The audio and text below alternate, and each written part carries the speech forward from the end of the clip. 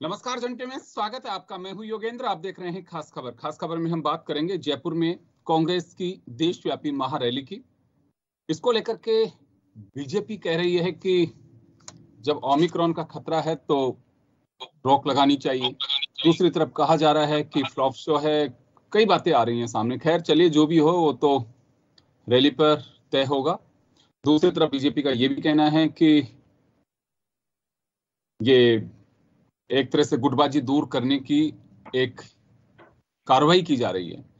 खैर चलिए, कांग्रेस का लेकिन दावा है कि रैली सफल होगी और सरकार को किसान आंदोलन के दरमियान जिस तरह से घुटनों पे ला दिया, उसी तरह से इस रैली के जरिए एनडीए सरकार का पतन शुरू होगा, ये अशोक गहलोत का कहना है।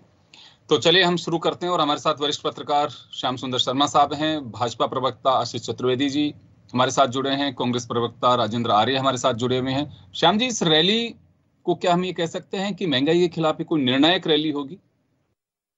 देखिए योगेंद्र जी, चाहे रैली के बाद महंगाई समाप्त हो जाएगी ये तो कहना संभव नहीं है, क्योंकि रैली निश्चित रूप से कहा जा सकता है कि कांग्रेस को पुनर्जीवित करने का एक संजीवनी जयपुर देने जाएगा उसको।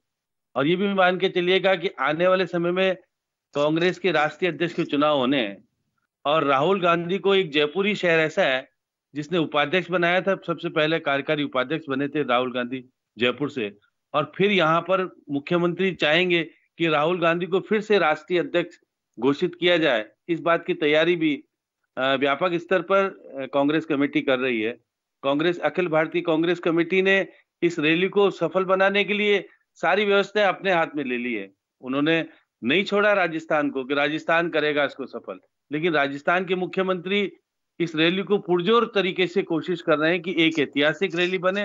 वो उनका एक शक्ति प्रदर्शन का जो मापदंड है, और वो बताएंगे कि देखिए राजस्थान ही एक ऐसा राज्य है जो कि कांग्रेस को पुनर्जीवित भी करेगा और देश में शासन कैसे राजस्थान एक संदेश देने का, क्योंकि मुख्यमंत्री जी बार बार कहते हैं कि एनडीए के पतन की शुरुआत जयपुर से होगी और कांग्रेस की फिर से सत्ता कायम होगी, इसकी शुरुआत भी हम यहाँ से करने जा रहे हैं।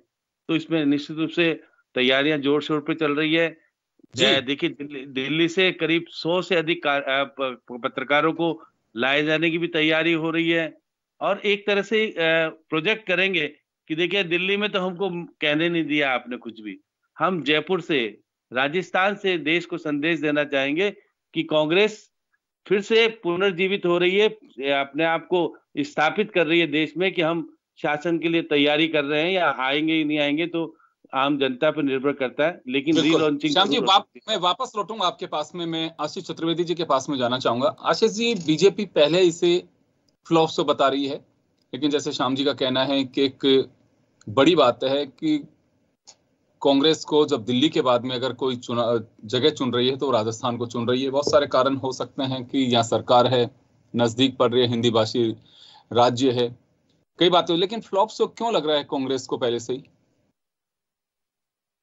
देखिए योगेंद्र जी, सर्वप्रथम तो जो अभी देश में एक दुखद घटना हुई है उसके कारण पूरा देश स्तब्ध है। आप देखिए, परसों ही हमने देश के पहले सीडीएस और 11 अन्य सैन्य अधिकारियों और जवानों को खोया है। तो पूरा देश आज उनको श्रद्धांजलि दे रहा है, तो हम भी उनका नमन करते हैं। देखिए, ये रैली फ्लॉप है या नहीं है वो एक अलग विषय होगा, वो 12 तारीख के बाद पता पड़ जाएगा। लेकिन कांग्रेस पहले ये रैली दिल्ली करना चाह रही थी। दिल्ली में उन्होंने रामलीला मैदान में इसकी परमिशन मांगी, लेकिन उनको किसी प्रशासनिक कारणों से इसकी परमिशन नहीं मिली। अगर कांग्रेस को दिल्ली में रैली करनी होती तो उसके पास अन्य विकल्प थे। वो द्वारिका में रैली कर सकती थी और अन्य स्थानों पर भी रैली कर सकती थी। लेकिन कांग्रेस का रैली शिफ्ट करने का एक मुख्य कारण राजनीतिक कारण है। आप देखिए कि रैली जब दिल्ली में होनी थी तब भी टारगेट राजस्थान को ही दिया जा रहा था। यहाँ के मंत्री, विधायक, मुख्यमंत्री सब इस कोशिश में लगे थे कि राजस्थान से सर्वाधिक संख्या में हम लोगों को दिल्ली लेकर के जाएं, क्योंकि कांग्रेस अब देखा जाए तो पूरे देश में बहुत लिमिटेड जगह पर ही उनका शासन है। पंजाब में उनका शासन है, राजस्थान में उनका शासन है, छत्तीसगढ़ में उनका शासन है। अगर दिल्ली की भौगोलिक स्थिति देखें तो जो संख्या आ सकती है वो राजस्थान से आ सकती है, उत्तर प्रदेश से आ सकती है, हरियाणा से आ सकती है, पंजाब से आ सकती है।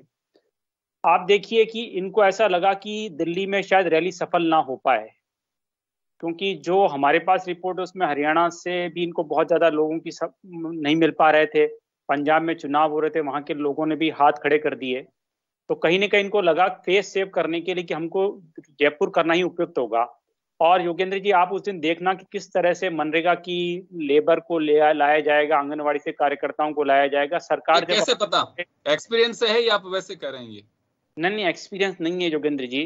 देखिए, आप देखेंगे ना जिस तरह की इनकी तैयारी हो रही है, जिस तरह से मंत्री लगे हुए हैं, पूरा प्रशासनिक अमला लगा हुआ है, उस तरह से कोई कांग्रेस कार्यकर्ता तो आएगा नहीं। लेकिन इन्होंने एक स्थान का चयन एक कारण से ठीक किया है कि ये कह रहे हैं कि हम महंगाई के खिलाफ एक रैली करने जा रहे हैं। तो सबसे पहले तो इनको राजस्थान की जनता को ये बताना पड़ेगा कि पूरे देश में किन कारणों से राजस्थान में बिजली सर्वाधिक है। इनको ये भी बताना पड़ेगा कि वैट में कमी के उपरांत भी आज भी राजस्थान में अन्य पड़ोसी राज्यों की तुलना में पेट्रोल डीजल फिर भी सर्वाधिक बिक रहा है। इन्होंने कमी करी है वेट में, लेकिन वो जितनी करनी चाहिए थी वो उतनी नहीं है, वो बहुत नाकाफी है। आशीष जी, आपके पास लौटूंगा मैं। राजेंद्र जी, एक सवाल ये खड़ा होगा यहाँ पे, और बीजेपी भी कहेगी, बीजेपी जो लोग नहीं जानते उन तक पहुंचाने की कोशिश करेगी, क्योंकि विपक्ष में है और उनका दायित्व भी है। ये आपको फेस सेव कैसे करना है ये आपको देखना है, ये कहा जाएगा। और महंगाई एक मुद्दा बन चुका है। हाल ही में अमित शाह जब आए थे 5 तारीख को, तब भी उन्होंने कहा कि देश में सर्वाधिक महंगाई राजस्थान में है। और उसके बाद तय हुआ कि जयपुर में महंगाई की उसी समय तय हो चुका था कि महंगाई के खिलाफ रैली जयपुर में ही होगी, कांग्रेस की भी। तो घेरने के लिए बीजेपी के पास में पहले दिन से यह है कि वैट राजस्थान में सर्वाधिक है। फ्यूल प्राइस अगर हम देखते हैं पड़ोसी राज्यों से सबसे ज्यादा जो है वो राजस्थान में है। तो ये एक बीजेपी का हमला होगा। आप लोग पूरे देशव्यापी आंदोलन रैली तो कर रहे हैं यहाँ, लेकिन बीजेपी जो है वो आप पर आक्रामक और हमलावर रहेगी इस बात को लेकर के। तो इसका कोई रास्ता निकलेगा या उस दिन इंतजार किया जा सकता है कि हाँ राजस्थान को कोई सौगात इस तरह की रैली के मध्य मिल सकते हैं कि वोट वैट और कम किया जाएगा? योगेंद्र जी, देखिए, सबसे पहले तो मैं ये बताना चाहता हूँ कि जिस वक्त इस देश के अंदर जीएसटी को लागू किया गया और उस वक्त ये पूरे देश को भरोसा दिया गया था कि राज्यों के हितों का विशेष ध्यान रखा जाएगा, और राजस्थान की जो भौगोलिक स्थिति है या जो हमारे वित्तीय संसाधन है उनके ऊपर जो बात है, और वैट कोई इस राजस्थान में पहली बार नहीं है, वैट बरसों से चल रहा है और उसमें उल्टा पहले के वैट से तो उल्टा कमी ही है। फिर मैं यहाँ आपको बताना चाहता हूँ कि वैट का कोई बहुत बड़ा इशू नहीं है, क्योंकि अभी आपने देखा होगा 4 और 5 रुपए क्रम से पेट्रोल और डीजल पर कम हुए। अब केंद्र सरकार ने जो एक्साइज ड्यूटी के ऊपर जो राज्यों के साथ जो छलावा या पहले से ज्यादा वैट नहीं है, पूर्ववर्ती सरकार के वक्त जो वैट था उससे ज्यादा वैट अब है। मेरी बात सुनिए आपने, मैं आपको बता दूं कि 2020 मई के अंदर जब पीक कोरोना काल चल रहा था, उस वक्त केंद्र सरकार ने 13 रुपए एक्साइज ड्यूटी बढ़ाई थी। तो आप इस चीज को देखिए ना, सरकार की मंशा के ऊपर सवाल उठता है। राज्यों के पास में वित्तीय संसाधन लिमिटेड है, और हम आपको ये बताना चाहते हैं राज्य की जो मतलब कर राजस्व है उसका 22% डेटा पेट्रोल और डीजल से आता है। अब मुझे आप बता दीजिए, गैस सिलेंडर के अंदर कौन सा वैट है भाई? गैस सिलेंडर 1000 रुपए का क्यों है? 390 रुपए का गैस सिलेंडर जो 2014 मई से पहले बिकता था वो 1000 रुपए के आसपास बिक रहा है। इसके ऊपर इनके पास में कोई जवाब नहीं है। 80-90 रुपए का जो खाने का तेल था, सरसों का तेल था, वो आज 200 से 250 रुपए की रेंज में बिक रहा है। दालों के भाव 100 से ऊपर है। ये तमाम चीजें हैं, चाहे चीनी की बात हो, चाहे गुड़ की बात हो। खारिज नहीं कर रहा मैं राजेंद्र जी, आपकी बात को बिल्कुल खारिज नहीं कर रहा। महंगाई है, घर की कहानी है। जो फेस सेव कर रहे हैं बीजेपी के लोग, उनको भी मालूम है, इस बात का एहसास है कि हाँ महंगाई है। ये किसी एक व्यक्ति का इश्यू नहीं है, ये सबको मालूम है कि महंगाई है। मैं आपकी बात को खारिज नहीं कर, मैं उस बात का जवाब चाह रहा हूं जैसे अभी आशीष चतुर्वेदी जी ने कहा, अमित शाह 5 तारीख को कह के गए, बीजेपी के तमाम नेता ये बात कह रहे हैं कि कांग्रेस रैली तो कर रही है लेकिन राजस्थान की महंगाई का क्या होगा, ये बीजेपी सवाल कर रही है। योगेंद्र जी, आपको पता है भोपाल के अंदर पेट्रोल और डीजल का क्या रेट है? जयपुर से महंगा है भोपाल के अंदर पेट्रोल और डीजल। भोपाल आपके मध्य प्रदेश भाजपा के शासन के अधीन आता है। फिर मैंने आपको जीएसटी का जिक्र शुरुआत में इसीलिए किया था सर, कि जीएसटी के अंदर जब इनको लाया गया था तब ये कहा था कि 1 नेशन 1 टैक्स। अब आप मुझे एक बात बता दीजिए, राज्य जो है पड़ोसी राज्य, उस तरीके का जो है उनके राजस्व की जो प्राप्तियां है वो अलग अलग स्रोत से होती है। राजस्थान के अंदर अगर केंद्र सरकार राजस्थान के राजस्व की बढ़ोतरी की बात करे या राजस्थान के हिस्से का जो भी राजस्व दे, और दूसरी बात मैं बता रहा हूं, कंपनसेशन की जहां तक बात हुई थी, राज्यों की स्थिति वास्तव में दयनीय है। ये सिर्फ एक राजस्थान का विषय नहीं है, पूरे देश के अंदर जीएसटी के बाद में सभी की जो राजस्व प्राप्तियां हैं राज्यों की घटी है, केंद्र सरकार की बढ़ी है। केंद्र सरकार ने इतनी बड़ी धोखाधड़ी की पेट्रोल और डीजल के मामले में कि जो पेट्रोल और डीजल के अंदर जो एक्साइज ड्यूटी का स्टेट और सेंटर का जो होता था, मतलब शेयर होता था, उस शेयर के अंदर बेसिक एक्साइज ड्यूटी होती थी, उसके बाद में एडिशनल एक्साइज ड्यूटी लागू की और स्पेशल एक्साइज ड्यूटी लागू करके जो आपका सेस लगाया गया उसके अंदर पूरा का पूरा केंद्र सरकार वसूल कर रही है। आज राज्यों को क्या मिल रहा है आप देखिए ना, आज वित्तीय कुप्रबंधन, मैं फिर कहूंगा कि केंद्र सरकार की गलत नीतियों, वित्तीय कुप्रबंधन के कारण राज्यों का राजस्व घटा है और उस वजह से राज्यों की आर्थिक स्थिति खराब हो गई। भीड़ जुटाने की बात कही अभी आपने सुना। एक और राजन आर्य साहब अभी आशीष चतुर्वेदी जी ने एक बात कही कि मनरेगा के मजदूर, महिला बाल विकास, इनके लोगों को बुला करके और इसे भरा जाएगा, कांग्रेस अपनी दम पर भीड़ भी नहीं जुटा पाएगी। ये योगेंद्र जी ये अपने तजुर्बे से बोल रहे हैं। आपने अच्छा कहा था कि आपको अनुभव है क्या, तो ये अपने तजुर्बे से बोल रहे हैं। यहाँ पर राजस्थान के अंदर नहीं, ये देशव्यापी रैली है, इसमें पूरे देश से लोग आएंगे, लाखों की संख्या में अन्य प्रदेशों से और राजस्थान इटसेल्फ से आएंगे। लोग स्वयं स्फूर्त है।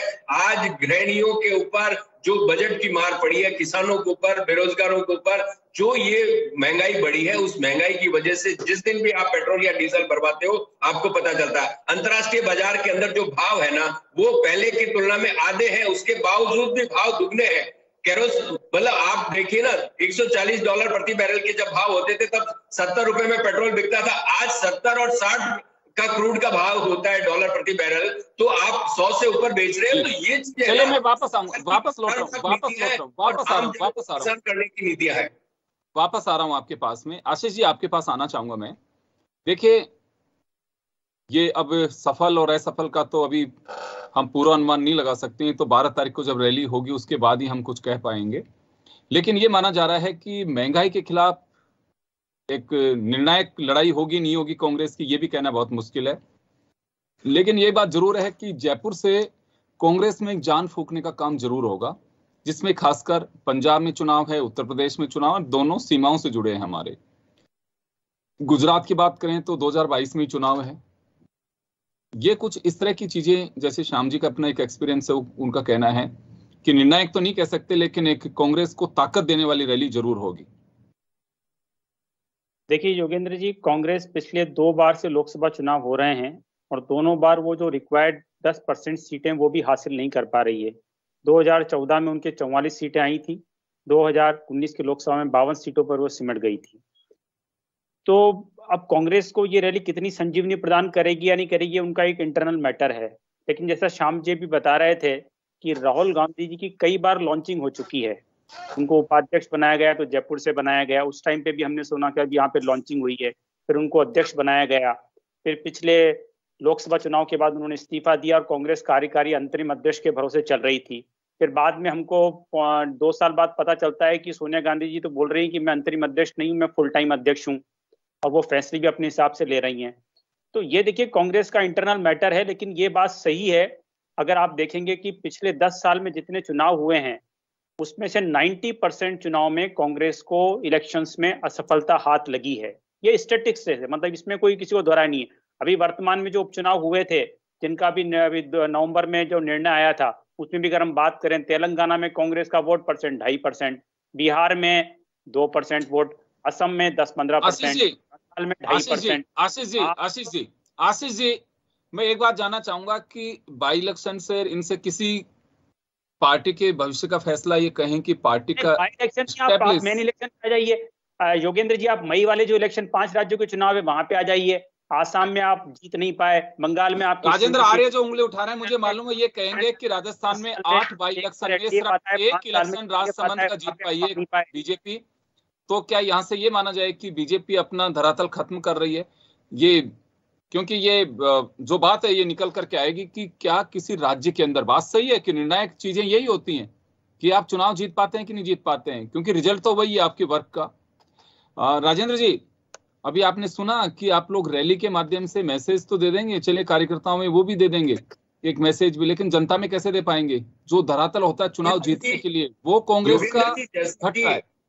इन्होंने कहा ये 2014 और 2019 के लोकसभा चुनाव की बात कर रहे हैं, तो मैं आपको यहाँ बताना चाहता हूँ कि 2014 के अंदर जो इन्होंने नारा दिया था, बहुत हुई महंगाई की बार, अब की बार मोदी सरकार, तो अब उस नारे के जवाब देने की बात आ गई है। मोदी जी को महंगाई के फ्रंट पे ही हम घेरने की तैयारी कर रहे हैं। और 2019 के अंदर जो इन्होंने मतलब शहीदों की शहादत के ऊपर जो वोट मांगे थे उसके बाद में, तो इनको ये ज्यादा खुश होने की जरूरत नहीं है। चुनाव जीतना एक अलग बात है, नेशन को रूल करना एक अलग बात है, जनता के दिलों में जगह बनाना एक अलग बात है। मैं आपको यहाँ बताना चाहता हूँ कि आज अगर मैं आपके चैनल के माध्यम से भाजपा को और केंद्र सरकार को ये चुनौती देता हूं कि वो नोटबंदी पर, जीएसटी पर, किसानों के मुद्दे पर और महंगाई के ऊपर, बेरोजगारी के ऊपर चुनाव लड़के दिखा दे, उनको पता चल जाएगा ये भावनात्मक मुद्दों का दोहन करते हैं और ये चुनाव में चले जाते हैं। सच्चाई ये है कि आम जन का जो इश्यूज है, आज मीडिया के माध्यम से आप लोग अच्छे इश्यूज उठाते हैं, लेकिन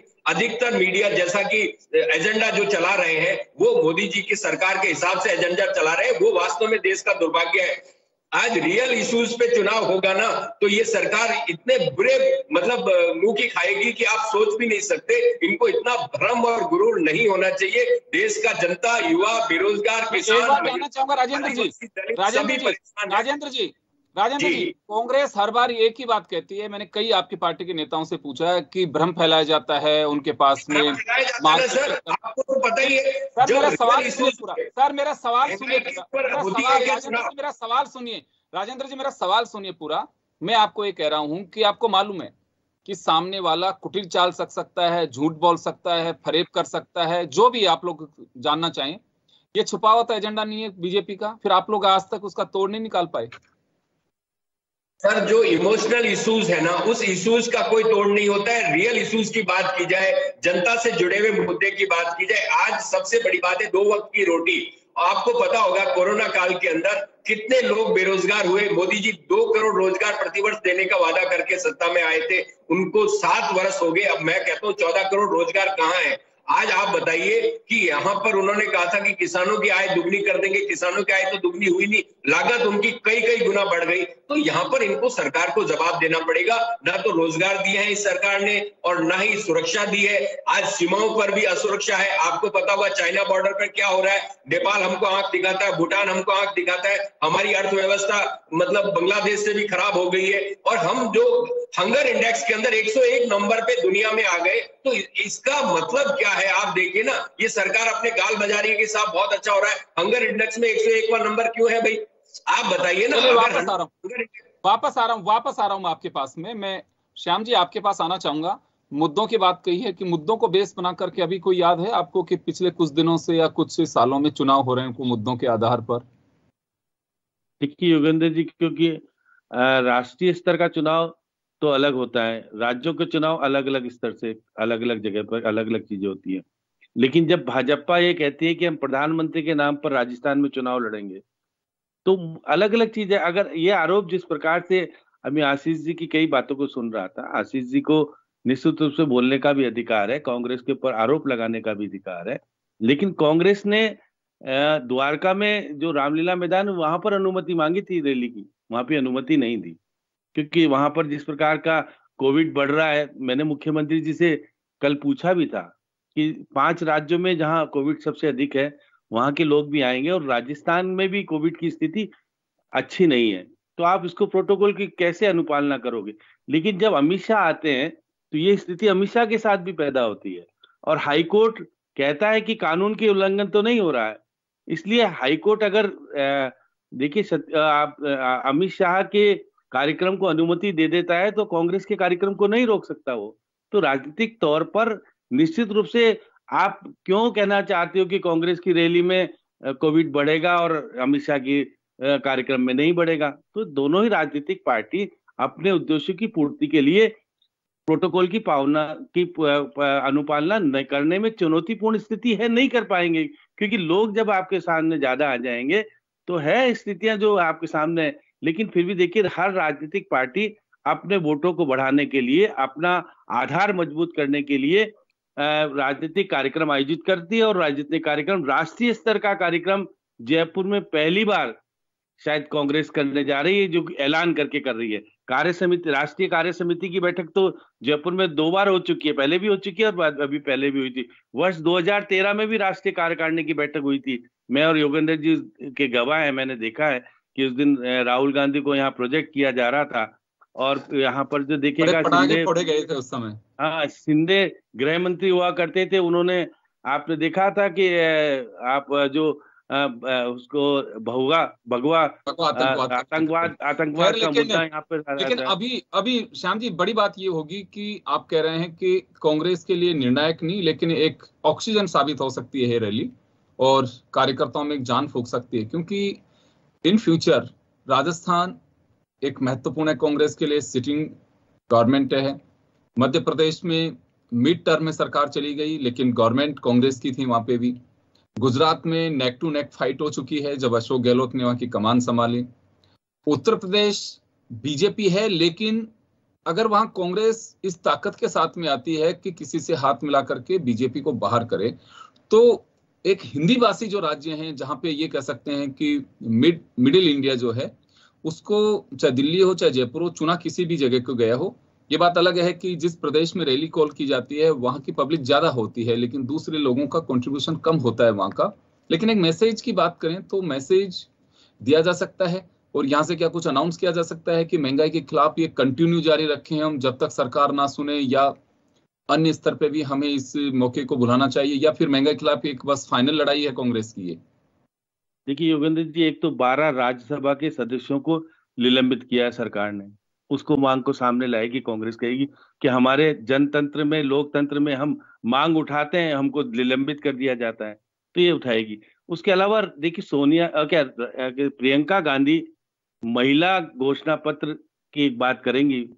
वो राजस्थान में काफी चीजें लागू हो रखी है, काफी चीजें लागू होनी है, तो एक नया यहाँ पर कांग्रेस कहेगी कि हम महिलाओं को किस तरह से सशक्तिकरण करना चाहते हैं, आगे बढ़ाना चाहते हैं, 33% और बहुत सारी चीजें जो कांग्रेस अपने आप को स्थापित कर। देखिए यूपी में है नहीं कांग्रेस अपने आप को पुनर्जीवित कर रही है, संजीवनी तलाश रही है, तो इसलिए प्रियंका गांधी संजीवनी का काम कर रही हैं। राहुल गांधी क्योंकि राष्ट्रीय अध्यक्ष एक बार रह चुके हैं, दोबारा से रिलॉन्चिंग भी करनी है, और सोनिया गांधी की स्थिति क्योंकि बीमार रहती है, तो अब उनको चाहिए कि बच्चे सेटल हो जाए, दोनों पार्टी को संभालें। तो इसलिए कांग्रेस में 23 नेताओं ने विरोध भी किया था, वो भी सामने आएगा। अब देखिएगा जहां से जवाब भी मिलेगा, कपिल सिब्बल को भी मिलेगा, गुलाम नबी आजाद को भी मिलेगा।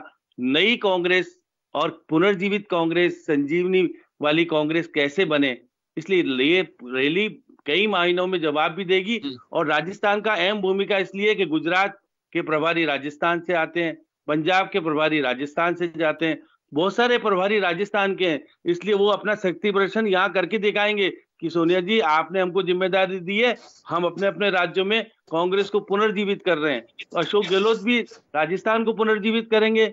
अब सचिन पायलट को किस तरह से पुनर्जीवित कर पाएंगे, ये वो भी एक सवाल खड़ा होगा। तो कांग्रेस की बहुत सारी चीजें यहाँ पर देखने को मिलेगी, मिनी भारत भी देखने को मिलेगा, बहुत सारे चीजें आपको कल 11 तारीख है, सुरजेवाला हमको बताएंगे भी।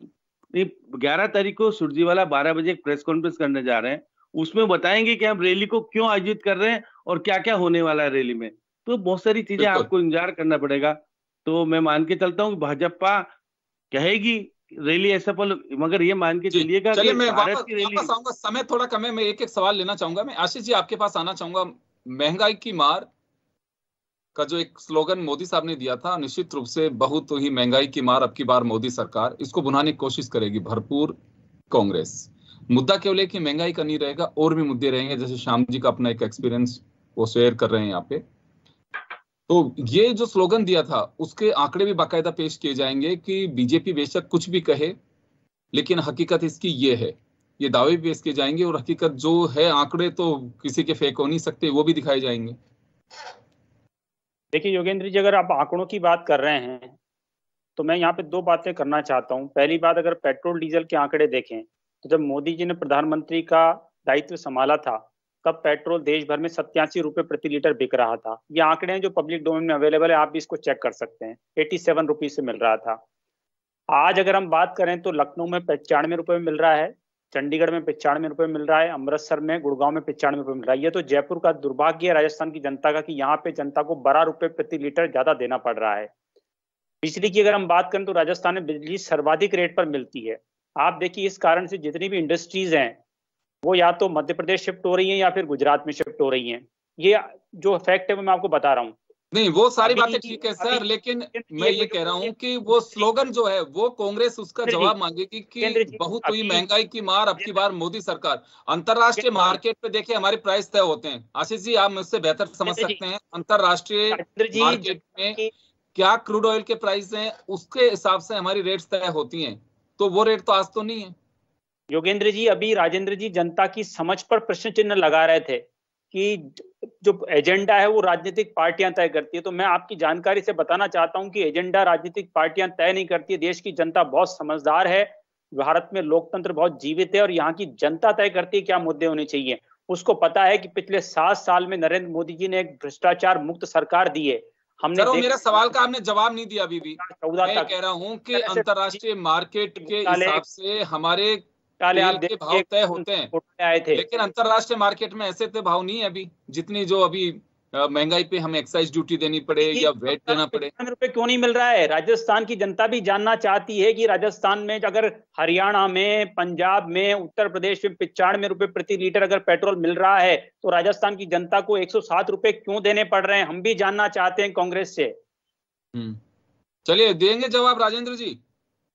देखिए योगेंद्र जी, आपने जो सवाल पूछा उसका तो जवाब दिया नहीं। बहुत हुई महंगाई की मार, अब की बार मोदी सरकार, तो अब ये होगा बहुत हुई महंगाई की मार, अब हटाओ मोदी सरकार, ये नारा अब रहेगा और इस नारे का इनको जवाब देना पड़ेगा। आपने अंतर्राष्ट्रीय बाजार के भाव के अनुसार जो प्राइस रेगुलेट होने चाहिए उसके ऊपर सवाल पूछा था। मैं आपको बताना चाहता हूँ पेट्रोल को डीरेगुलेट किया गया था, लेकिन डीजल को डीरेगुलेट इसलिए नहीं किया गया था क्योंकि डीजल के बढ़ने से पूरे देश की जो खुदरा महंगाई है, जिसको हम रिटेल इन्फ्लेशन बोलते हैं, वो बढ़ती है। इस सरकार ने डीजल को भी डीरेगुलेट किया। डीजल डीरेगुलेट होने का मतलब आपका ट्रांसपोर्टेशन महंगा हो जाएगा।